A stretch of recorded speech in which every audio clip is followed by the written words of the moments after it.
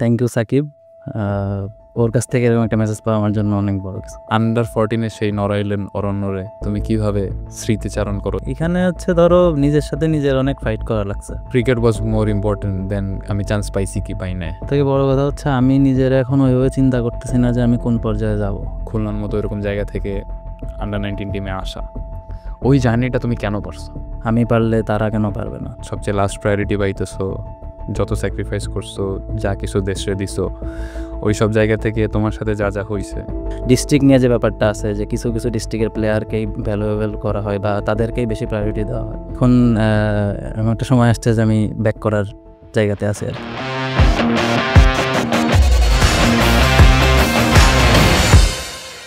So Arunno, welcome to the show, buddy.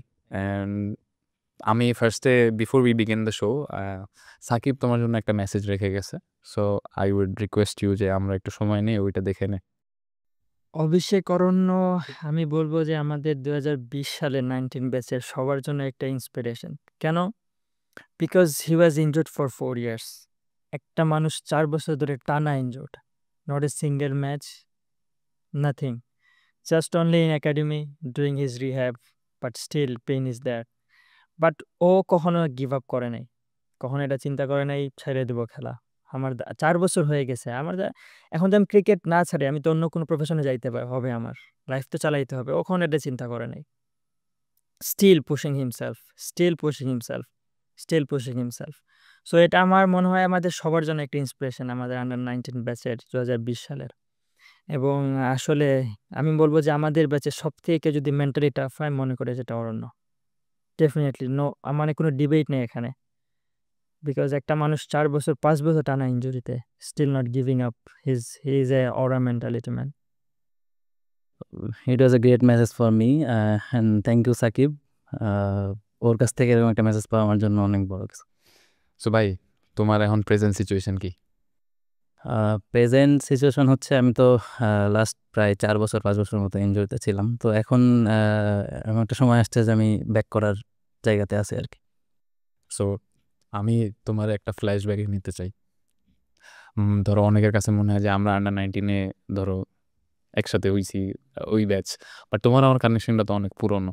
তো আমার এখনও মনে আছে ওইটা গোল্ডেন কিং হোটেল ছিল মেবি, যে খুলনা ডিভিশন টিমে বাইরে প্লেয়ারদের আসলে ওই আরাফাত হোটেল ছিল না, আরাফাত ইন্টারন্যাশনাল, ওইরকম একটা। সো তুমি হচ্ছে আমাদের এক ব্যাচ সিনিয়র ছিল আর কি, আগের ব্যাচের সাথে তুমি 14 খেলছিলা। তো আমার মনে আছে তুমি খুবই ওয়েলকামিং ছিল আমার প্রতি শুরু থেকে, কারণ নড়াইলে আমি খেলছি।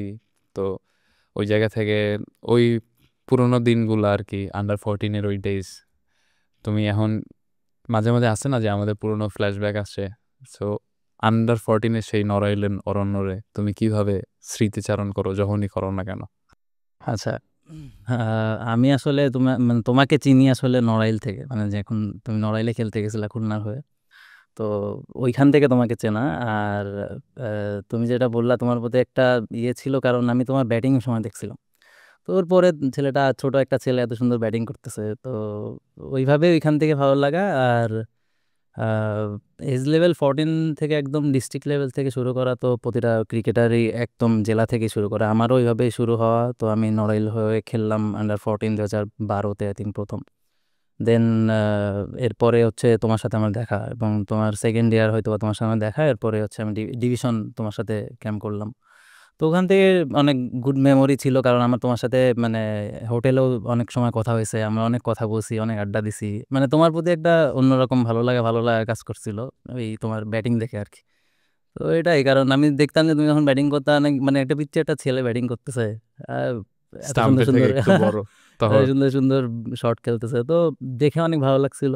And এইখান থেকে আমার ইচ্ছা ছিল যে তোমার সাথে অনেক সময় বসে আড্ডা দেওয়া, কথাবার্তা, ভালো লাগতো। তো ব্রাদার, জিনিসটা হচ্ছে যে আমাদের খুলনা ডিভিশনের যে সিচুয়েশনটা ছিল ওইরকম টাইমে, রিসেন্টলি আমাদের দেশে পলিটিক্যাল পার্সপেক্টিভ চেঞ্জ হয়েছে, বাট ওইরকম টাইমে ধরো তোমার কারো কাছের আপন হইতে হবে, ঠিক আছে, তারপরে মনে করো যে তোমার কারো পছন্দের হইতে হবে, এই জিনিসগুলো অনেক কাজ করতো। এবং এই কারণেই ধরো আমি খুলনা ছেড়ে চলে আসছিলাম, ঠিক আছে। তো বাট তোমার সাথে আমার সেকেন্ড যখন দেখা হয় তখন আমরা হচ্ছে আন্ডার 18 ডিভিশন খেলি কক্সবাজারে। বাট আমি সবচেয়ে বেশি অবাক হয়েছি এবং প্রাউড ফিল করছি ওই মোমেন্টে, যে মোমেন্টে আমি তোমার প্রথম আন্ডার-19 ক্যাম্পে দেখি। কারণ হইল আমি নিজে নাবিল মনে করি যে খুলনা ডিভিশনের ক্রিকেটের যে অবস্থা ছিল, ওই জায়গা থেকে আমি যদি বিকেএসপিতে না যাইতাম, তাহলে আমি হয়তো 19 এ আসতে পারতাম না। সেইখানে তুমি অরণ্য, তুমি 14 ডিভিশন খেলছো, তুমি একটা নড়াইলের ছেলে, তুমি খুলনা ডিস্ট্রিক্ট টিমেরও না যে তুমি একটা ব্যাকআপ পাবা। তোমার জন্য ওই জায়গা থেকে উইঠা এসে মনে করো যে আন্ডার-19 তুমি ওয়ার্ল্ড কাপ টিমে খেলছো, সেটা দূরে থাক, ইভেন আন্ডার-19 স্কোয়াডে আসা, এটা যে কত বড় একটা অ্যাচিভমেন্ট, কীরকমের একটা জার্নি, এটা আসলে মানুষকে কখনো ফিল করানো সম্ভব না। বাট অনেক মানুষই তো আছে, অনেক প্লেয়াররা আছে যারা চিন্তা করে যে আমার এরকম কেউ নাই, আমার হয়ে বলার কেউ নাই, ঠিক আছে, আমার কোনো স্পেশাল সাপোর্ট নাই। তো বাট তুমি নিজে তো করছো এই জিনিসগুলা। সো তোমার কাছে কি মনে হয় অন্য কেউ যে জিনিসটা পারে নাই, তুমি যে পারছো খুলনার মতো এরকম জায়গা থেকে আন্ডার-19 টিমে আসা, ওই জার্নিটা তুমি কেন পারছো? এর পেছনে তো অনেক লম্বা একটা হিস্ট্রি থাকে, মানে স্টোরি আছে। বাট আমার শুরু থেকে আমার এখনো মনে পড়ে, আমি কিন্তু ক্রিকেট খেলা শুরু করছি একদম, মানে থাকে না যে পাড়ায় ক্রিকেট খেলতেছে, তো বড় ভাইরা মানে অ্যাপ্রিসিয়েট করতো, বোলিং করতাম মাঠে যেয়ে শুধু। তো এরপরে আমি যখন আমাদের নড়াইলে যখন আমি খেলা শুরু করব, মানে আমার কখনোই ইচ্ছা ছিল না যে টপ লেভেল ক্রিকেট খেলা। তো প্রথমে যেটা হয় ওই বয়সে পড়াশোনা বাদ দিয়ে স্কুলের ফাঁকে বা যখনই, মানে এমনও হয়েছে যে ধরো প্রাইভেট বাদ দিয়ে আমরা ক্রিকেট খেলতেছি, যেটা নর্মালি হয় ওই টাইমে। তো তখন তখন থেকে ধরো ডিস্ট্রিক্ট পর্যায়ে খেলা এবং ডিস্ট্রিক্টে মানে মানে ডিস্ট্রিক্ট টিমে ঢোকা, এটাই তো তখন অনেক বড় কিছু ছিল এজ লেভেল ক্রিকেটে। তো হচ্ছে তোমার নর্মালি আমার এখনো মনে আছে আমি 1 মাস প্র্যাকটিস করে হচ্ছে তোমার ডিস্ট্রিক্ট খেলি আন্ডার-14। তো ওই টাইমটাতে ধরো মানে একদম ওই বয়সটাতে কখনো, মানে পার্সোনালি আমি বলবো যে আমার ওরকম কোনো কিছু ছিল না যে আমার এই অ্যাচিভ করতে হবে, কারণ ভালো লাগা থেকে ক্রিকেট খেলা শুরু ছিল এবং খেলতামও ওইভাবে। শুধু এইটুক মানে এইটুক মানে মনের মধ্যে থাকতো যে শুধু মন দিয়ে খেলতে হবে, বাকিটা পরে কি হবে না হবে এটা আসলে জানি না। তো ওইখান থেকেই তোমার শুরু করা এবং এখন তোমার নর্মালি আমাদের ডিভিশনে তো তুমি জানোই যে খুলনাতে একটা সবসময় একটা মানে প্রবলেম, বা এটা আসলে ওই টাইমটাতে হয়েই আসতো যে ছোট জেলা বা ধরো কিছু বড় জেলা, এদের থেকে প্লেয়ার আসা, এবং এগুলা আমি সত্যি কথা বলতে মানে আমি অনেক ফেস করছি, যেটা টু বি অনেস্ট। আমার এখনো মনে আছে যে আমরা ডিভিশন ক্যাম্পে যেতাম, তো ক্যাম্পে যে হচ্ছে এমনও হয়েছে যে ধরো জাস্ট জেলা দেখেই অনেক সময় বিবেচনা করা হয়তো যে আরে নড়াইল থেকে আসছে মানে এরকম যে ক্রিটিসাইজ যে জিনিস ব্যাপারগুলো, এইগুলো অনেক ফেস করা হয়েছে কিন্তু। তো আমার মনে আছে যে আমি প্রথম যখন ডিভিশন খেলি, আমি আন্ডার-14 একদম ডিভিশন খেললাম প্রথমবার। এরপরে আমি টানা 5 বার ডিভিশনে যাই এবং এরপর থেকে আমি 5 বারই মানে বাদ পড়ি টিম থেকে। তো ওই যে ব্যাপারগুলো ছিল, বাট ওইগুলাকে মানে ইস্যু করা যে না ঠিক আছে আমি বাদ পড়তেছি বা আমার এর জন্য যে ক্রিকেট খেলবো না, এরকম কোনো কিছু কখনোই ছিল না। ওই ডেডিকেশন সবসময় ছিল যে জাস্ট ক্রিকেট খেলবো, বাকিটা পরে কী হবে এটা জানি না। বাট এটা অনেক টাফ একটা সময় যায়, এটা সত্যি কথা, যে ওই টাইমটাতে ওই বয়সে তোমার একটা ক্রিকেটারের যখন দেখতেছো যে সে ক্যাপাবল বা সে পারফর্ম করতেছে, বাট তার মানে ওই জায়গাটায় সে যাইতে পারতেছে না। এটার জন্য মানে আমি অ্যাজ এ পার্সোনালি আমি কখনোই চিন্তা করিনি যে এর জন্য আমার মানে কাউকে কমপ্লেন করা বা হচ্ছে কাউকে দোষ, মানে আমি কারো কাছে যাওয়া যে এটা হচ্ছে না, কেন হচ্ছে না, কি জন্য, এরকম কিছু কখনোই করি নাই। বাট এইটুক করছি যে নিজেকে কখনোই হার মানতে দিই নাই। এখনও আমার মনে পড়ে যে আমি 14 প্রথমবার খেলার পরে আমি যখন আমার লাস্ট 16 তো আমি মানে খেলতে পারি নাই, 18 লাস্ট ইয়ার, 18 লাস্ট ইয়ার যখন আমি টিমে থাকি, তো আমার এমন হয়েছে যে টিম থেকে নাম, মানে টিম পাবলিশড হয়ে গেছে, বাট ওইখান থেকে আবার নাম কাটা হয়েছে। এরকম খুলনা ডিভিশন এরকম অনেক হিস্ট্রি আছে। তো ওইটা নিয়ে কিছু মন খারাপ ছিল, অ্যাজ এ প্লেয়ার হিসেবে খুব খারাপ লাগতেছিল। বাট কখনো চিন্তা করিনি যে এটার জন্য কি হবে ফিউচারে, এটা না, জাস্ট খেলার জন্য খেলতাম। এবং মানে ওই টাইমটাতে আসলে মানে ওরকম কিছু ধরো মানে থাকে না যে মানে আমি এর জন্য খেলবো না বা এর জন্য হচ্ছে ধরো আমি মানে টোটালি মানে আমার অন্য কোনো কিছু চিন্তা করা, এরকম কোনো কখনোই চিন্তা ভাবনা ছিল না। বাট ওই টাইমটাতে অনেকেই আছে যে এরকমভাবে অনেক প্লেয়ার মানে খেলা আসতে ছেড়ে পারে না, দেয়। খেলা ছেড়ে দেয়। এবং ধরো আমি দেখছি আমার ব্যাচমেট যারা আমরা একসাথে জেলা খেলছি বা যে কটা 16, 14, 18 যেগুলাই বলো না কেন, ওইখান থেকে অনেকেই আছে যারা এখন ক্রিকেট খেলে না। তো এই যে ব্যাপারগুলা এইগুলা হচ্ছে আমি বলবো যে আমাদের মানে ডিভিশনের যে কাঠামোটা আছে ক্রিকেটে বা ডিস্ট্রিক্ট নিয়ে যে ব্যাপারটা আছে যে কিছু কিছু ডিস্ট্রিক্টের প্লেয়ারকেই ভ্যালুয়েবল করা হয় বা তাদেরকেই বেশি প্রায়োরিটি দেওয়া হয়। তো এইগুলা আসলে আমাদের মতো ছোট জেলা বা ধরো ওই মফস্বল এলাকা থেকে উঠে আসা ক্রিকেটারদের মাঝে মধ্যে অনেক প্যানিক করে। এটা আসলে ওইভাবে নেওয়ার মতো না।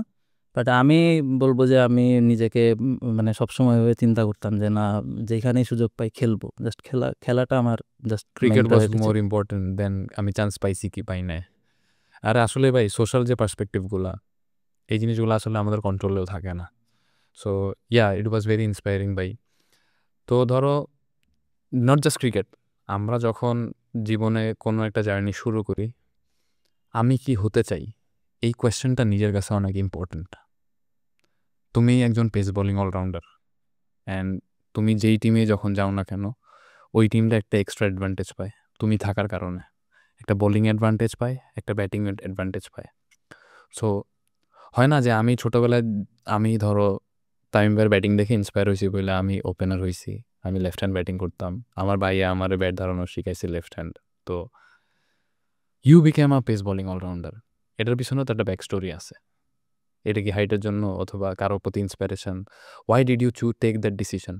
আমি জানি কালকে যদি তুমি ক্রিকেটে ব্যাক করো you will always be an impactful player, but আমার কাছে মনে হয় তুমি কেমন প্লেয়ার এটা থেকে বেশি ইম্পর্টেন্ট হলো তুমি যে এই যে পেস বোলিং অলরাউন্ডারটা হবা এই ডিসিশনটা বেশি ইম্পর্টেন্ট ছিল। সো এটা কেন?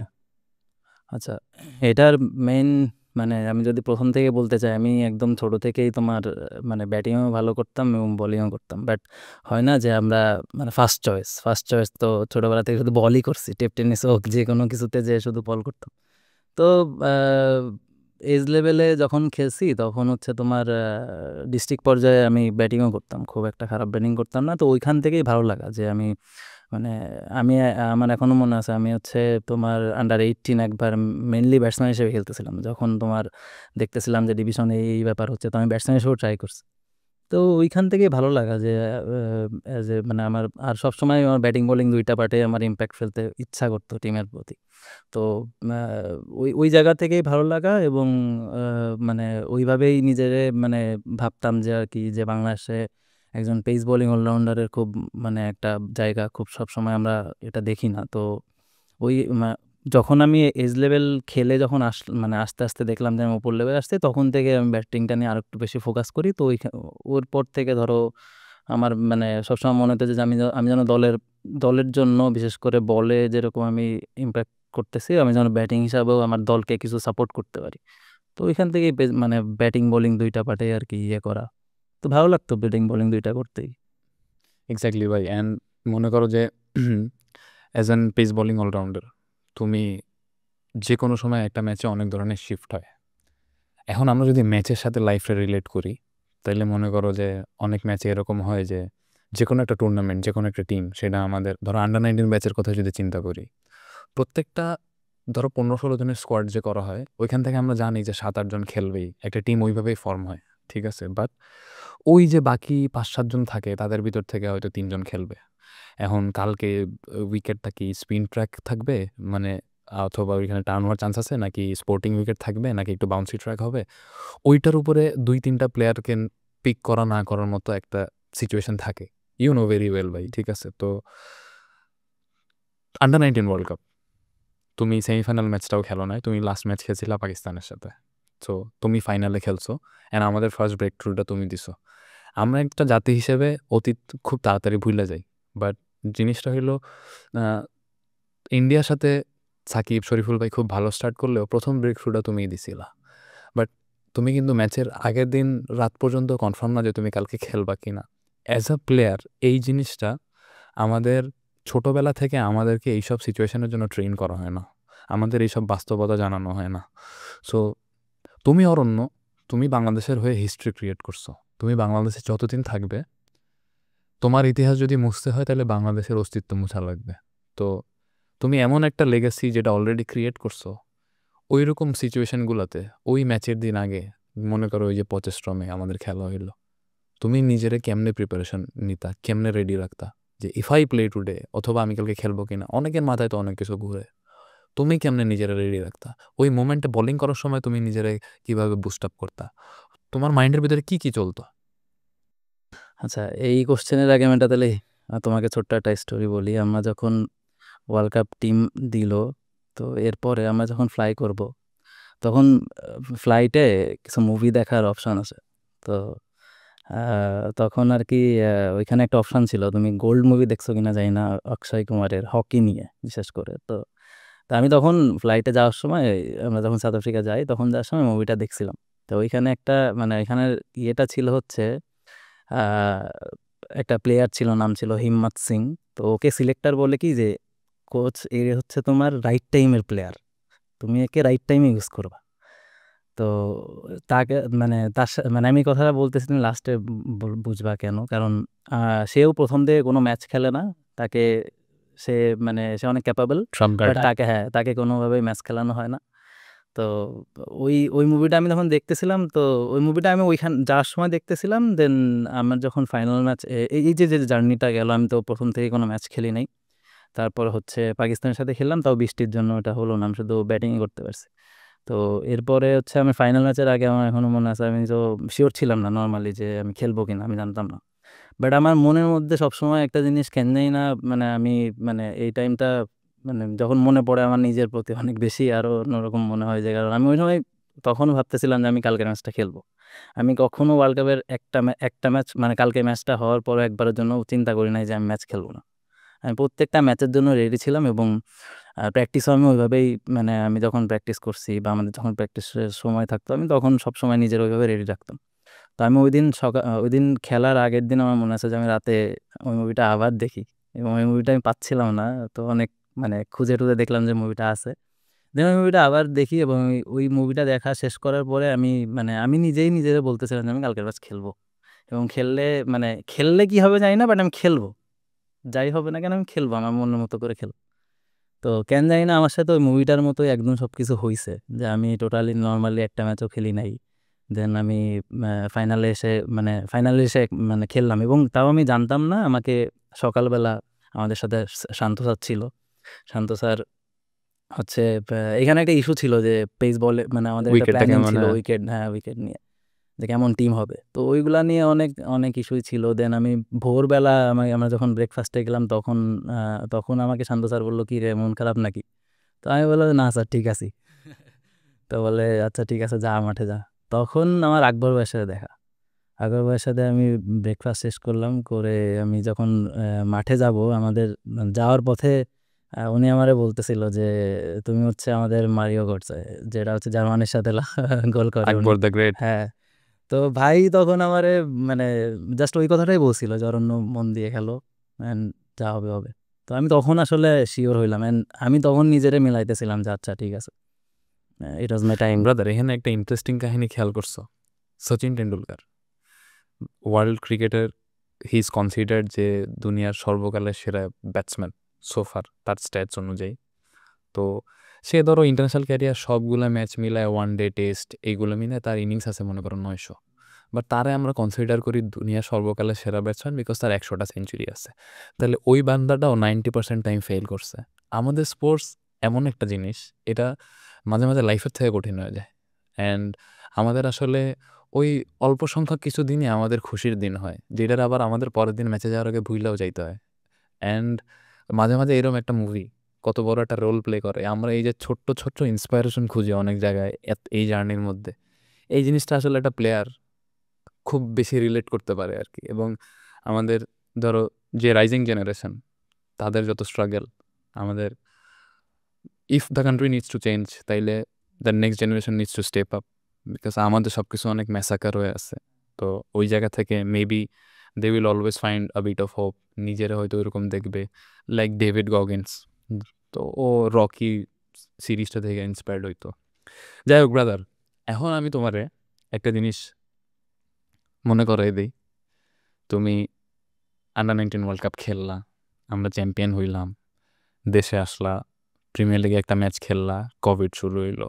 দেন কোভিডের পরে তুমি এইচপি ক্যাম্প স্টার্ট করলা, অ্যান্ড সাডেনলি তোমার লাইফের one of the most tragic সোফার যে ইনসিডেন্ট সেটা ঘটলো। অ্যান্ড তুমি খেলা থেকে অলরেডি 4-5 বছর দূরে আছো। তুমি যেদিন অরণ্য বিশ্বকাপ জিতছো, তুমি আমাদেরকে জিতানোর মধ্যে অন্যতম একজন। দুনিয়ার সবার মাথার উপরে নিয়ে যাওয়া হয়েছে তোমারে, এবং কেউ কিছু জানুক আর না জানুক, তুমি কোথাও এত ভার্বাল হও নাই এর আগে, ঠিক আছে? তো এই কারণে মানুষ হয়তো শুনেও নাই, হয়তো অভিষেক অরণ্যরে মানুষ এতদিনে ভুলেও গেছে। বাট অভিষেক অরণ্য কীরকম দিনকাল পার করছে, কত জায়গায় ছোট হইছে, একজন বিশ্ব চ্যাম্পিয়ন হওয়ার পরেও হয়তো ধরো তারে ওয়ার্ল্ড ক্লাস স্টাইলে ছোট করা হয়েছে অনেক জায়গায়, বাট তারপরেও তার ক্রিকেটের প্রতি এত ভালোবাসা যে সে কখনো গিভ আপ করে না। আমি ক্রিকেট, নিজের স্টোরি যদি বলি তোমারে, আমি ক্রিকেটটা কন্টিনিউ করতে পারি না, যেই কারণে হোক, হেলথ ইস্যুস, এভরিথিং। বাট আমার মতো মানুষও যখন গিভ আপ করার চিন্তা করে, আমার কাছে মনে হয় I wish I could be like Aranya. এই মেন্টাল কারেজ, ক্রিকেটের প্রতি এত প্যাশন, এই যে ডেডিকেশন ভাই, মাঝখানে যে ফেজটা পাস করলা এটা সম্বন্ধে মানুষ বেশি জানে না। হ্যাঁ, আমি তোমার রিকোয়েস্ট করবো, টুডে ইজ দ্য ডে, তুমি ফাইনালি এই ব্যাপারে একটু কথা বলো। না, এর আগে আসলে আমি কোথাও এগুলো নিয়ে কোনোদিন কোনো কথাও বলিনি। আর এই টাইমটা আসলে মানে কখনো আমি হয়তো বা কাউকেই, ধরো আমি কাউকে হয়তো বোঝাইতে পারবো না, আমি চাইও না যে এই ফেসটা কারোর লাইফে আসুক।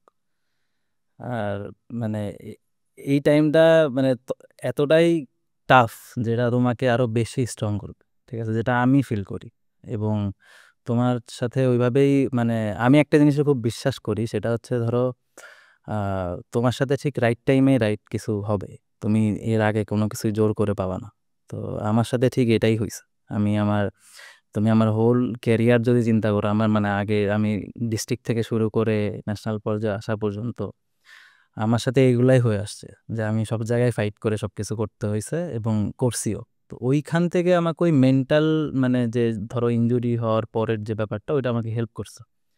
এর মাঝখানের যে ব্যাপারগুলো, ধরো পেইন রিলেটেড যে ব্যাপারগুলো, যেগুলো তুমিও হয়তো অনেক ভালো জানো, আমার থেকে বেশি জানো, যেহেতু তোমার অনেক মানে অনেক কিছু অনেক মানে ইয়ে ছিল, সেটা ফিজিক্যাল যে জিনিসগুলো থাকে, ওইগুলা ফেস করাটা আসলে মানে আমি বলবো যে এটা মানে খুব সহজ একটা জিনিস ভাষায় না। প্রকাশ করা সম্ভব না এটা ভাই। আমি বলতে গেলেও হয়তো বা দেখা গেল মানে আমি সর্বোচ্চটুকু দিয়েও যদি বলি, আমি হয়তো ওইভাবে তোমার বোঝাইতে পারবো না যে আমি আসলে ইনসাইড কি ফিল করছি। তো আমি যখন প্রথম ইনজুরিতে পড়ি, তো এরপরে আমি ভাবছিলাম যে আমাকে যেভাবে বলা হয়েছিল, তো আমি ভাবলাম যে আচ্ছা ঠিক আছে, এটা হয়তো বা 6 মাসে ব্যাক করব, যেটা নর্মালি স্ট্রেস ফ্র্যাকচারের জন্য যেটা হয় নর্মালি। তো আমি সেই অনুযায়ী সব কিছু করি, এবং এর মাঝখানে তোমার ধরো আমার কোনো ওরকম টাইমের মানে খারাপ লাগা কাজ করতেছিল না। হ্যাঁ, তখন একটা জিনিস কাজ করতেছিল যে আচ্ছা ঠিক আছে, মানে এটা আমার পার্ট অফ ক্রিকেট, এটা আমার হবেই, অ্যাজ এ পেস বলার হিসেবে আমার এটা মানতে হবে, অ্যান্ড এর জন্য আরও বেশি স্ট্রং হয়ে ব্যাক করতে হবে। তো আমি নর্মালি ওই হইতেই যাচ্ছিলাম। বাট মাঝে তোমার ধরো এটা এমন না যে ধরো 1 মাস 2 মাস 6 মাসের ব্যাপার, এটা আমার কাছ থেকে প্রায় অলমোস্ট 5 বছর চলে গেছে। তো এই 5 বছরের মধ্যে আমি আসলে লাস্ট 2-3 বছর যে পেইনটা ক্যারি করতেছে, আমি স্টিল এখনও মানে আমি ধরো আমার এখন সব কিছু ম্যানেজ করে করতে হচ্ছে। বাট এই মাঝখানের যে যে পিরিয়ডটা ছিল, এই টাইমটাতে আমি মানে এমনও হয়েছে যে আমি ঘুমাইতে পারি নাই, আমি ঘুম থেকে উঠে গেছি, আমার এত ব্যথা হইতেছে। বা ধরো নর্মালি হাঁটতেছি, বসতেছি, আমি কিছুই করতে পারতেছি না, এমনও ফেস গেছে যে আমি এটা আসলে কাউরে বলতেই পারতেছি না। বাট এটা এমন একটা ব্যথা আমি ফেল মানে নিজে বুঝতেছি যে আমি একটু হাঁটতেছি যে না, আমার এখন বসতে হবে, মানে আমার না বসলে আমি আসলে মানে নিজের কাছে মানে আমি হাঁটতে পারবো না, এরকম একটা অবস্থা, এরকম এরকম এরকম ব্যথা। আর উম, এই ব্যাপারে আসলে মানে কখনোই কারোর সাথে শেয়ার করা হয় না, আমি নিজের সাথেই নিজে ডিল করতে হয়েছে, এবং এটা করতে হবেই। আর আহ, আমি বলবো যে এই জিনিসটা আমাকে অনেক বেশি হেল্প করছে এখন, কারণ আমার এখন কোনো কিছু মনে হয় না যে আমি আমি লাস্ট 5 বছর মানে যা ফেলে আসছি, এটা আমার কাছে ওরকম কোনো কিছু মানে মনে হয় না। এখন মনে হয় যে কোনো কিছু সামনে আসলে নর্মালি মনে হয়, কারণ আমি এই 5 বছর আবার এটাও চিন্তা করি যে আমি না 5 বছর আমার লাইফে মানে চিন্তাও করি না যে এটা চলে গেছে। আমি এখন এইভাবে চিন্তা করি যে মানে আমি প্রথম থেকে কি শুরু করতে পারি। তো এই এইখানটাতে আমি বলবো যে আমার ফ্যামিলি আসলে আমাকে অনেক বেশি সাপোর্ট করছে। যে এই মানে তুমি যদি বলো ইনজুরি যে যে সময়টা ছিল, তো এই মানে তখন তারা আসলে কখনোই আমাকে বলে না যে তোমার সেকেন্ড অপশন কি। আমার প্রথম থেকেই অপশন ছিল ক্রিকেট, এবং আমি এটা নিজের সাথে নিজেই মানে একটা ইয়ে ছিল যে আমি এটা শেষ দেখবো। এটা যদি আমি এক বল হইলেও যদি আমার 10 বছর পরে হইলেও যদি আমি এটা করতে হয় তো আমি এটাই করবো। আমি আমি নিজেকে আসলে ওইভাবেই মানে এটা এটা আসলে বললাম না যে আমি তোমাকে হয়তো বলে হয়তো কোনো সময় বোঝাইতে পারবো না, বাট এখনো আমি যে আমার হয়তো মানে খুব নিজের মধ্যে অনেক প্রাউড লাগতেছে যে আমি এটা অনেক কাছাকাছি চলে আসছি, যে আমি এটা অ্যাচিভ করতে পারছি।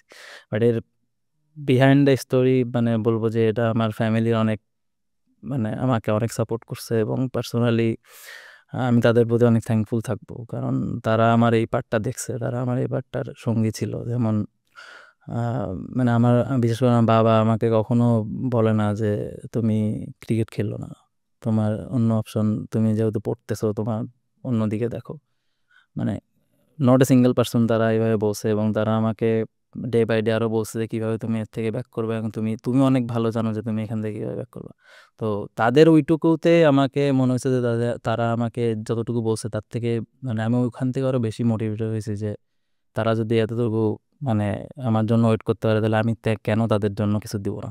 আমি আসলে ওইভাবে নিজেকে নিয়েছিলাম যে আমি তাদের জন্য হইলেও কিছু না কিছু করব, এবং আলটিমেটলি আমার ইচ্ছাই ছিল যে খেলার বাইরে আমার কোনো অপশন নেই। তো এখান থেকে আমার ব্যাক করতে হবে, যদি এটা মানে যতদিনই লাগুক যাই লাগুক, এর জন্য যা স্যাক্রিফাইস করতে হবে আমি করব, এবং সেটা আমি করে গেছি। লাস্ট 4-5 বছর আমি এমনও হয়েছে যে আমি বাসায় যাই নাই, আমি ট্রিটমেন্ট নিয়ে মাঝখানে এমনও হয়েছে যে আমি রুম থেকে বেরোইনি। ঈদ পূজা কিছু নাই মেডিকেল। হ্যাঁ ভাই আমার first of all if your parents are hearing this, আমি বলবো যে যেই মানুষ এই শারীরিক পেইনগুলোর মধ্যে যায়, সেটা আমার মতো নাবিলের খেলা ছেড়ে দেওয়া লাগুক অথবা অরণ্যর মতো মানুষের 5 বছর দূরে থাকা লাগুক, তাদের যদি ফ্যামিলি এরকম সাপোর্টিভ না হয় তাহলে তাদের পৃথিবীটা শেষ হয়ে যায় আর কি। ইভেনচুয়ালি মানুষ তো বোঝে না, আর মানুষের বোঝার দরকারও নাই, কারণ আমরা খুবই প্র্যাকটিক্যাল একটা দুনিয়া বসবাস করি। আই এম শিওর তোমার সাথে এমন হয়েছে, তুমি বাংলাদেশে এত বড় একটা জিনিস আইনা দিছো, এত স্যাক্রিফাইস করছো, হয়তো তুমি একাডেমিতে আসো, তোমার খাবারটা অর্ডার দিছো, কাউরে আনতে বলছো, এবং অন্য কোনো একটা বড় প্লেয়ার খাবার অর্ডার দিছে, কেউ হয়তো ভুইলাও গেছে অরণ্য নামে কারোর জন্য খাবার আনার কথা। অনেক, শুধু এই ব্যাপারে না, তুমি নাবিল দেখবা যে তোমার যখন অবস্থান ভালো না থাকবে তখন তুমি অনেক কিছু ফেস করবা। তুমি দেখতেছো যে তোমার পাশে আগে 10টা মানুষ ছিল, তুমি একটা খারাপ সিচুয়েশন পার করলে তোমার পাশে কেউ থাকবে না। আমি একটা মানে এখানে একটা ছোট জিনিস অ্যাড করি, আমার ফোনে আগে ধরো আমরা যখন ওয়ার্ল্ড কাপ জিতলাম, এটা তুমিও ফেস করছো, তো আমার ফোনে নর্মালি আগে এমনও হয়েছে যে দিনে 100টা উপরে কল আসছে, অমুক ভাই তমুক ভাই, বা আমার ফ্যামিলি রিলেটেড বলো, যে কোনো আশেপাশে যারা শুভাকাঙ্ক্ষী থাকে অনেকে ফোন দেয়।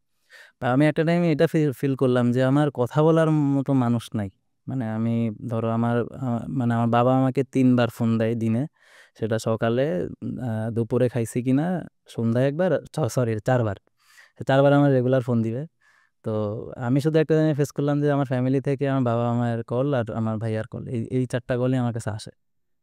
এই 3টা কলই আমার কাছে আছে, এছাড়া আমার কোনো কথা বলার কোনো মানুষ নাই, বা আমাকে দেখলে মানুষ ইগনোর করতেছে, এরকমও ফেস করা হয়। তুমি অনেক ভালো মতো জানো যে তুমি পারফর্ম যখন করবা না তখন দেখবা যে মানে অনেকের দৃষ্টিভঙ্গি চেঞ্জ হয়ে যায়। তো এইগুলো অনেক ফেস করা হয়েছে। তো আমাদের বেসিক্যালি ভাই এটা আসলে স্পোর্টসে আমাদের দেশের কালচারটা হচ্ছে এরকম যে মনে করো যে আমরা হচ্ছে এটা এমন একটা ওয়ার্ড দিয়ে ডিসক্রাইব করতে হয় যেটা আমি এই শোতে ডিসক্রাইব করতে পারবো না, বাট আমরা কাইন্ড অফ প্রোডাক্ট। ভালো খেললে আমাদের ভ্যালু আছে, খারাপ খেললে নাই। আমরা যে হিউম্যান বিং এটার ব্যাপারে আসলে কারো কোনো ফিলিংস নাই, বা আমাদেরকে হয়তো মানুষের কাতারেও দরকারও হয় না, সে যে স্পোর্টসেরই হোক না কেন। But at the end of the day মানুষ তার কষ্টের টাকা দিয়ে টিকিট কিনে, তার আবেগের জায়গা থেকে খেলা দেখে, সো তার জায়গা থেকে হয়তো সে জাস্টিফাইড। ঠিক আছে, আমরা একটা কাজ করি যেটার উদ্দেশ্য হচ্ছে মানুষের বিনোদন দেওয়া। বাট যে জিনিসটা বললাম ভাই, এই যে ফ্যামিলির রোল, দেন ধরো এই যে মানুষের যে স্টোরি, যে জিনিসগুলো তুমি ফেস করছো, আই ক্যান রিলেট, বাট হয়তো তোমার মতো পুরাপুরি না। কিন্তু ভাই আমি একটা জিনিস এখনও বুঝি না, আমার যে প্রবলেম, এই প্রবলেমটা হলো এনভায়রনমেন্টাল। তো অ্যান্ড সার্টেন কিছু জিনিস আছে যেগুলো আমারও অনেক প্যারা দেয়। বাট অরম না, একটা রাতের কথা চিন্তা করো তো, এগুলো আমার সাথেও হয়েছে, যে মনে করো অনেক হাঁচি হইতেছে, আমি খুব অসহায়, কালকে সকালবেলা ট্রেনিং, আমার কাছে মনে হচ্ছে এই ক্রিকেটটা আমি এত ভালোবাসি, কিন্তু এই হাঁচি তো থামতেছে না, আমি সকালবেলা যাই দৌড়াবো কেমনে? আমি যখন রুমে ঘুমাই, রাকিব ভাই মেজরিটি টাইম আমার রুমমেট থাকতো এইচপিতে, রাকিব ভাই ভয় পাইতো আমার নিঃশ্বাসের সাউন্ড শুনলে, মনে হতো যে এখনই দম বন্ধ হয়ে যাবে। তো যেইখানে আসলে একটা সাধারণ মানুষ মনে করো তোমার আমার তখন আমরা তো 14 থেকে আন্ডার 14 মানে তখন আমাদের বয়স কত 12-13, ওই সময় থেকে ধরো নিজেদেরকে দেখছি বড় হয়েছি। আজকে 15, 16, 17 বছরের মানুষের কত এক্সকিউজ যে ভাই আমার কাছে টাকা নাই, আমি ইউনিভার্সিটিতে পড়ি, ঠিক আছে ভাই আপনারা জানেন না আমাদের কত প্রেশার, আরে সেমিস্টারে পরীক্ষা দিতে হবে, কত প্যারা। আমি কাউরে ছোট করতেছি না, বাট আমি একটা মেসেজ এই শোর থ্রুতে পৌঁছাইতে চাই, সেটা হলো আপনি যদি অভিষেক অরণ্যরে দেখেন অথবা আমার মতো একজন সামান্য মানুষে দেখেন, আপনাদের পেইন কি? আপনারা আপনাদের এখনো উদ্দেশ্যে পৌঁছাইতে পারেন না। আমরা বিশ্বকাপ জিতছি, আমরা অনেক কিছু অ্যাচিভ করছি, আমাদের 4-5টা মানুষ চিনত, অরণ্যরেও চিনত।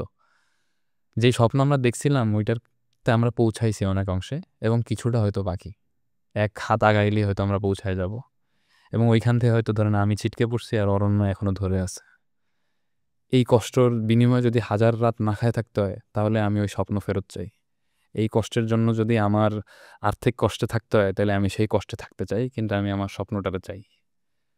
তো ভাই এই জিনিসগুলো তো আসলে ওয়ার্ডস দিয়ে ডিসক্রাইব করা সম্ভব না, বাট মনে করো যে তুমি যেরকম নড়াইল থেকে আসছো, এত সেটব্যাক ফেস করে একটা জায়গায় আসছো, এরকম একটা ইনজুরি পার করতেছো, লেটস সে কোনো একটা ছেলে হয়তো তোমার এই শোটা আজকে দেখতেছে, তার হয়তো লাইফে কোনো একটা আপস অ্যান্ড ডাউন চাইতেছে, অ্যান্ড সে এক্সপেক্ট করতেছে এই শো থেকে কিছু একটা নেওয়ার।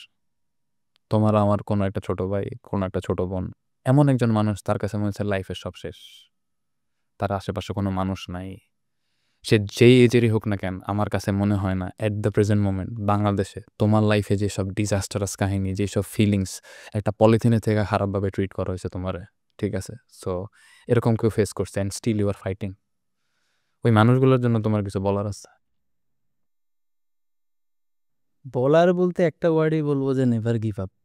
যে কোনো সিচুয়েশনে মানে যাই হয়ে যাক না কেন লাইফে, তুমি যদি নিজেকে সঠিক ওয়েতে রাখো এবং তোমার গোল যদি ঠিক থাকে যে তুমি এটা অ্যাচিভ করতে চাও, বা তুমি সেটা যে কোনো কিছুতে হইতে পারে, নট ইভেন স্পোর্টস, যে কোনো ওয়েতে, তো ইয়াং জেনারেশনকে এইটুকুই বলা যে ধরো মানে নর্মালি কখনোই কোনো কিছুতে অল্পতে জানি ছেড়ে না।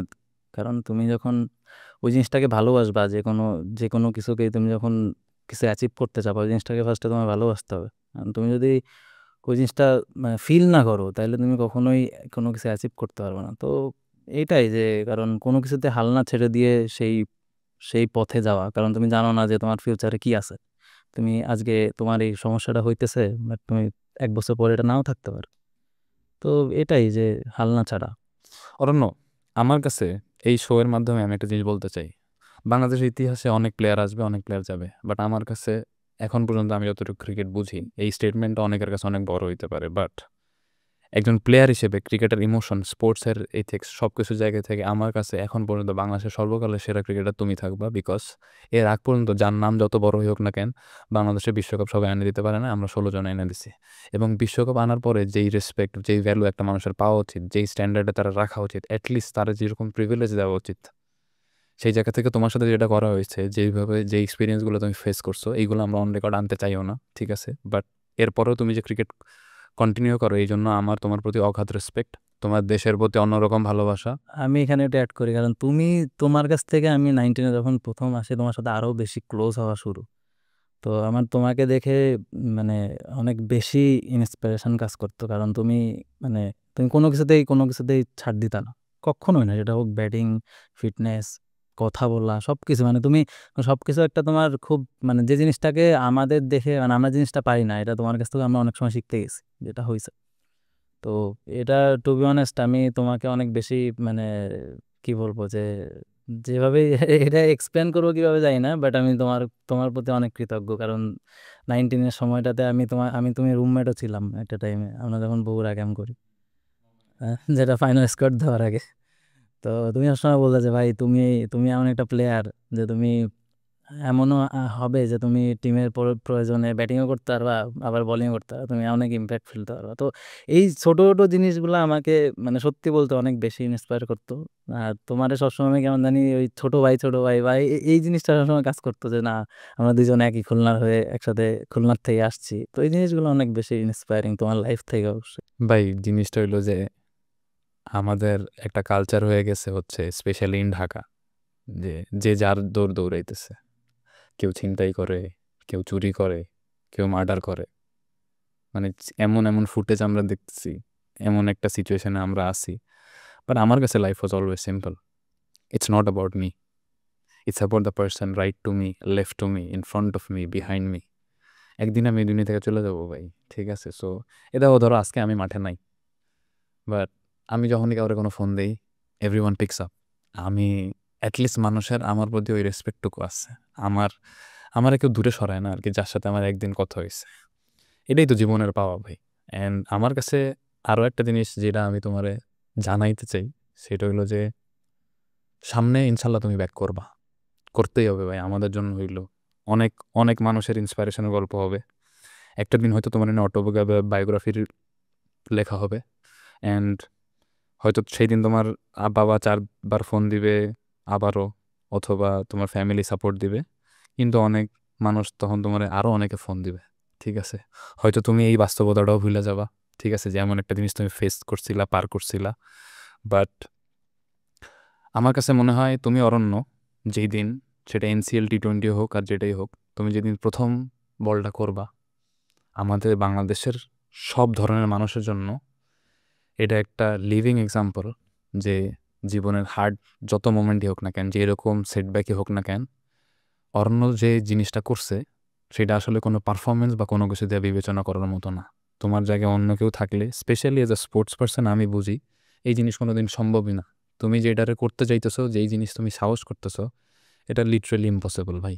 And back injury is no joke, ঠিক আছে? সো আমি তোমার একটা কথাই বলি ভাই, তুমি যদি কোনো অ্যানলেটসে তুমি কোনো বল করতেই পারলা না, you are a fighter, and I will always be proud of you যে আমি আমার জীবনের এই টাইমে, যতদিন আমি বাইচে আসছি, আমি তোমার মতো একজন মানুষের সামনে আসছি।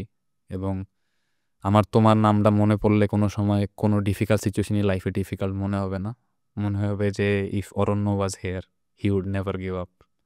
অ্যান্ড আমি জানি না ভাই, আমার কাছে আসলে আমার কাছে মাঝে মাঝে মনে হয় ওয়ার্ডস ডোন্ট অলওয়েজ ক্যারি, মানে যেটাই ফিলিংস আমরা এক্সপ্রেস করতে চাই এটা আসলে সম্ভব না।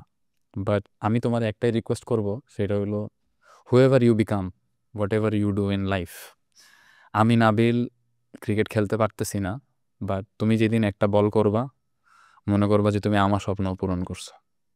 অ্যাজ আ ভাই, অ্যাজ আ ইয়াং ব্রাদার, যেমনি দেখো না কেন, তুমি কতখানি খুশি হবে আমি জানি না, বাট যেদিন তুমি মাঠে ব্যাক করবা, ইনশাল্লাহ আমি তোমার থেকে একটু হলেও বেশি খুশি হব।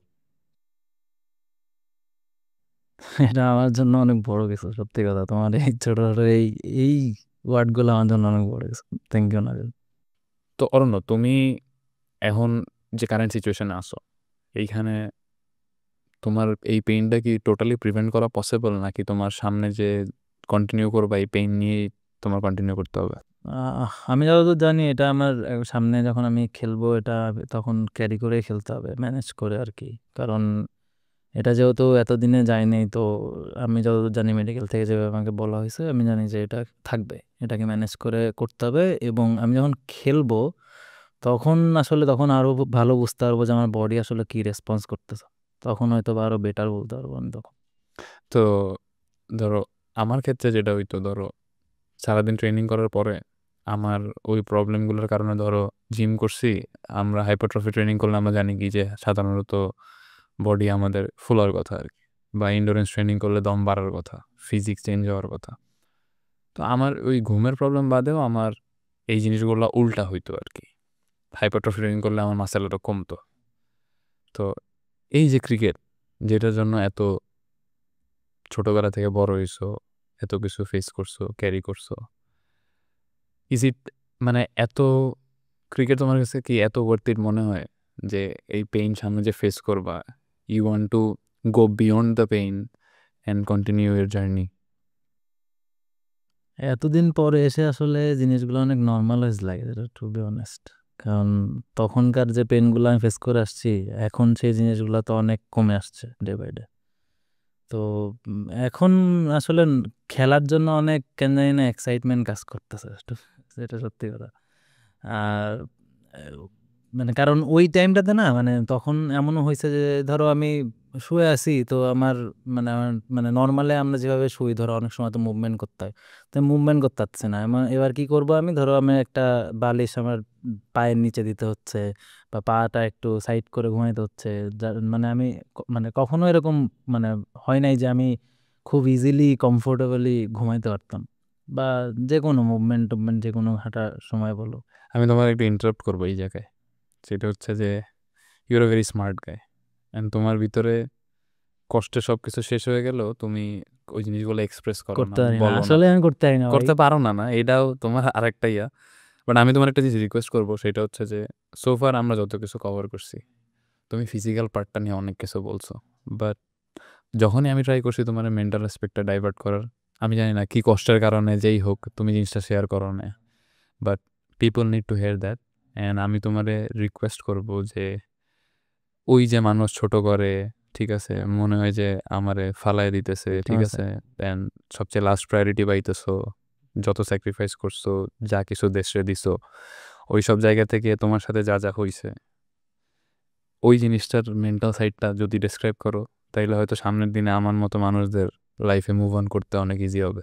আসলে মেন্টালি যে জিনিসগুলো থাকে যে ধরো মানে অনেক মানুষের ক্রিটিসিজম থাকে, মানে অনেক কিছুই মানে আশপাশ দিয়ে শোনা যায়, but as a professional cricketer হিসেবে তো ধরো অনেক কথা আমরা নিই না, কিন্তু ওই টাইমটা আসলে নিজের সাথে নিজের যে ফাইটটা এটা আসলে অনেক টাফ। এটা সত্যি কথা বলতে আমি মানে নিজেকে অনেক বেশি কেন জানি না আমি কথা বলতাম নিজের সাথে যে ঠিক আছে আমি একটা টাইমে যে হয়তো এটা ওভারকাম করব, বা আমার যতদিন লাগুক বা আমার যেই যেই পর্যায়ে থাকুক আমি মানসিকভাবে কখনো ভাঙবো না। বাট এটা এটা ঠিক না যে মানে এটা আমি সত্যি না যে আমি এটার জন্য ধরো ফ্রাস্ট্রেটেড হতাম না, অনেক ফ্রাস্ট্রেটেড হয়েছি, মানুষের কথা শুনেও ফ্রাস্ট্রেটেড হয়েছি, কারণ অনেক কাছের মানুষজন অনেক নেগেটিভ কথা বলতো, ওইগুলা নিতে একটু কষ্ট হইতো। বাট আমি মানে সবসময় চিন্তা করতাম যে না মানে এর থেকে বের হওয়া যায়, এবং আমার জন্য আমি যেন ওরকম একটা এক্সাম্পল সেট করে রাখতে পারি যে ইয়াং জেনারেশনের জন্য যে যে কোনো কিছু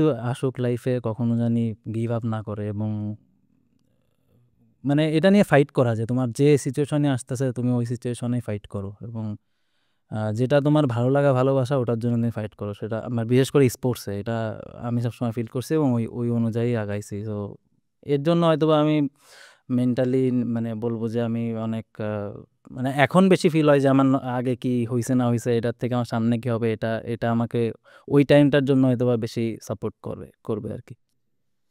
তো তুমি এখন ইনশাল্লাহ সামনে মাঠে ব্যাক করবা, এই জিনিসটা চিন্তা করলে নিজের কাছে অবভিয়াসলি অনেক ভালো লাগে।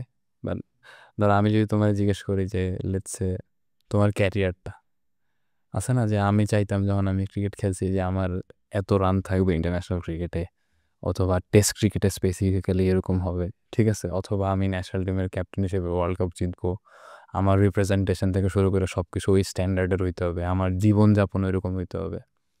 তো এই সব অনেক জিনিসই তো আমাদের প্রত্যেক দিন ঘুম থেকে না উঠার পরে মাঠে যাইতে ইচ্ছা করে না, স্টিল আমাদেরকে মাঠে নিত, ঠিক আছে। সো আজকে অরণ্য 4-5 বছর মাঠের থেকে দূরে, কালকে হয়তো অরণ্য ফার্স্ট বলটা করবে আবার। তুমি অরণ্য নিজেরে লেটসে আজকে থেকে 10 বছর পরে এরকম একটা জায়গা থেকে যে ব্যাক করতেছো, কোন জায়গায় কি লেগেসি তুমি আমার নেক্সট জেনারেশন আমার দেশের জন্য রেখে যেতে চাও? Sorry for the interruption. This video is sponsored by Adventure Wheels. আমার জার্নির শুরুতে তারা আমার উপর ট্রাস্ট রাখছে, and I obviously trust them. So আপনি যখন আপনার ড্রিম কারটা কিনতে যাবেন, I believe you will trust them as well. And at least যদি আপনি কখনো তাদের কাছ থেকে কিছু নাও কিনেন, বা কোনো কনভারসেশনের সময় বাংলাদেশে যদি গাড়ি নিয়ে কথা হয়, you will at least mention Adventure Wheels. দেখো সব থেকে বড় কথা হচ্ছে আমি নিজের এখন ওইভাবে চিন্তা করতেছি না যে আমি কোন পর্যায়ে যাব, ঠিক আছে। আমার মেইন ফোকাস হচ্ছে আমি মাঠে কবে খেলবো। তো এইটা এইটাই হচ্ছে আমার মেইন ধরো মানে আমার গোল এখন, যে আমি জাস্ট খেলতে খেলতে পারবো বা খেলাটা। আর তুমি মানে তুমি যেটা বললা যে নেক্সট জেনারেশন বা তারা আসলে কেমনে ই করবে, তো এই মানে আমি বলবো যে আমার আমার যে যে ইয়েটা হয়েছে এটার থেকে আমি তোমাকে আগেও বললাম যে আমি ওরকম কিছু করতে চাই যে আসলে আমার নেক্সট জেনারেশন আমার দেখে ওই ব্যাপারটা তারা ফিল করবে বা তারা অন করবে যে আমি পারলে তারা কেন পারবে না। তো তারা যদি চায় যে তারা যদি সেই ব্যাপারটা এইভাবে নেয় যে আমার লাইফ সম্বন্ধে জেনে, বা তারা যদি নিজেকে কখনো এরকম সিচুয়েশনে পড়ে, তখন হয়তো বা তাদের ক্ষেত্রে অনেক ইজি হবে যে আমি পারছি কেন তারা পারবে না। তো আমরা অনেক মুভি দেখি যেখানে একটা ক্যারেক্টারের ডাউনফল থাকে, আবার ওইখান থেকে তার আপরাইজিং হয়, জিনিসগুলো আমাদেরকে ইন্সপায়ার করে। এন্ড এইসব জিনিস দেখতে দেখতে আমাদের মাইন্ড আসলে অটোমেটিকভাবে এইভাবে ইনস্টল হয়ে যায় যে এইটাই মনে হয় রিয়েলিটি, কিন্তু প্র্যাকটিক্যাল রিয়েলিটিগুলো আসলে এরকম না। তো আমার কাছে মনে হয় হুএভার ইজ ওয়াচিং দিস, কারো পক্ষে আসলে রিলেট করা সম্ভব না তুমি কিসের মধ্যে দিয়ে গেছো। As a sportsman, as a human being, যাই হই না কেন, the life you have lived for the last 4 and 5 years, এটা আসলে ন্যারেট করা পসিবল না ভাই। অ্যান্ড তুমি এখনও যে ফাইট করে যাইতেছো, এটা আমাদের সবার জন্য একটা inspiration. And I hope when you get back to the field, তুমি এই কষ্টগুলোর against the creator gives you so many states, যেগুলো দিয়ে তুমি নিজে অনেক প্রাউড থাকবা। অ্যান্ড আমার কাছে মনে হয় বাংলাদেশে তোমার কাছে এখন অনেক কিছু পাওয়ার আছে। অ্যান্ড যেই সামনে তোমার খেলা দেখুক না কেন, আমরা অরণ্যরে চিনি, অরণ্যরে জানি, অরণ্য দ্বারা কি সম্ভব। বাংলাদেশ তোমার জন্য ওয়েট করতেছে ভাই। অ্যান্ড যেই দিনই তুমি মাঠে ব্যাক করবা, ইনশাল্লাহ আমরা সবাই এমন কিছু করব, এমনভাবে তোমার রিসিভ করব, তুমি ইনশাল্লাহ পুরোপুরি না পারলেও অনেকখানি ভুলে যাবা তোমার এই 4-5 বছরের কষ্টের গল্প। অ্যান্ড আই এম শিওর কেউ যদি তোমার স্টোরিটা শুনে থাকে, it will touch them, it will inspire them. And before I move on to the end, এই শোটা শেষ করার আগে তোমার কাছ থেকে আমি চাবো যে তুমি শোটার ক্লোজিং করো। অ্যান্ড তোমার এই কথাগুলোর শেষে আমার শোর একটা ট্রেন্ড আছে, সেটা হচ্ছে নেক্সট গেস্ট যে থাকে তার ব্যাপারে একটা মেসেজ রেখে যাও, জাস্ট লাইক সাকিব তোমার জন্য রেখে গেছে। তো তুমি তোমার পার্টটা বলার পরে আই উইল রিকোয়েস্ট ইউ যে তুমি আমাদের স্পোর্টস জার্নালিস্ট জুবাইর ভাই আছে, he is coming next, so তুমি ওনার জন্য একটা মেসেজ রেখে যাবে। থ্যাংক ইউ তোমাকে নাবিল, কারণ হচ্ছে ধরো অনেকদিন পরে আমাদের প্রায় 19-এর পরে ভাবে কোনো সময় আড্ডাও হয় নাই, আর আমিও ইনজুরি ছিলাম, তার জন্য অনেক ক্যাম্পে হয়তো বা এভাবে থাকতে পারিনি। তো তোমাকে স্পেশালি থ্যাংক ইউ আমাকে ইনভাইট করার জন্য এবং এত সুন্দর একটা আড্ডা দিতে পারলাম এটার জন্য। আর তোমার মানে আমাদের নেক্সট গেস্ট যে আসবে জুবায়ের ভাই, ইনি আসলে টু বি অনেস্ট বলতে গেলে আমার লাইফে যখন থেকে 19 আমি শুরু করছি, এরপর থেকে আমার ফার্স্ট হচ্ছে ওনার সাথে আমার পরিচয় হয় অ্যাজ এ জার্নালিস্ট হিসাবে। তো তখন থেকেই উনি অনেক হেল্পফুল ছিল এবং আমার কখনোই মনে হয় নাই যে আমি একজন সাংবাদিকের সাথে কথা বলছি। উনি সবসময় মানে আমার সাথে এমনভাবে কথা বলতো যে আমার কি অবস্থা বা কি দিয়ে কি বা কি করলে ভালো হয়, এইভাবেই। আর আরেকটা জিনিস বলবো ওনার ব্যাপারে যে আমি ওনার কাছ থেকে অনেক মানে কিছু মানে উনি এমন একটা মানুষ যে যার আসলে ক্রিকেট নিয়ে অনেক মানে কি বলবো, যে আমরা অনেক আছে না যে শখে সাংবাদিকতা করে বা পেশার জন্য করে, বাট ওনার মধ্যে আমি এটা দেখছি যে উনি অনেক পেশেন্ট, মানে অনেক অনেক আছে না যে এটা নিয়ে সে অনেক মানে এটা কোন করে সে, টু বি অনেস্ট। তো আমি এরকমও তার ভেতরে দেখি যে সে ইন্টারন্যাশনাল মানের আসলে ওইভাবে চিন্তা করে যে সে কীভাবে ওইভাবে তারে মেনটেন করবে। তো আমার আসলে তার সাথে মানে খুব মানে লম্বা একটা সময় তার সাথে আমার পরিচয় আছে। তো সে আসলে অনেক ভালো একজন journalist. Alhamdulillah, bhai, thank you so much for coming and sharing your story.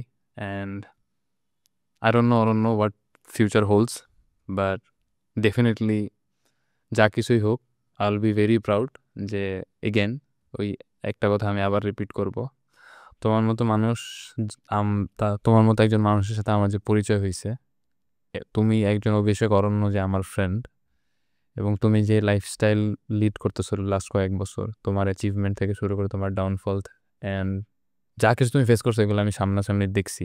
So ওই জায়গা থেকে তুমি এখনও ক্রিকেটের জন্য যে হোল্ড অন করতেছো, এই জিনিসটা পার্সোনালি আমার লাইফে সামনের দিকে মুভ করার সময় অলওয়েজ এনকারেজ করবে। অ্যান্ড আই বিলিভ সামনের দিনে তোমার জন্য অনেক ট্রেমেন্ডাস ভালো ভালো অনেক নিউজ আসুক, and whatever comes you will always deserve everything you get. Thank you ভাই। Thank you Nabil.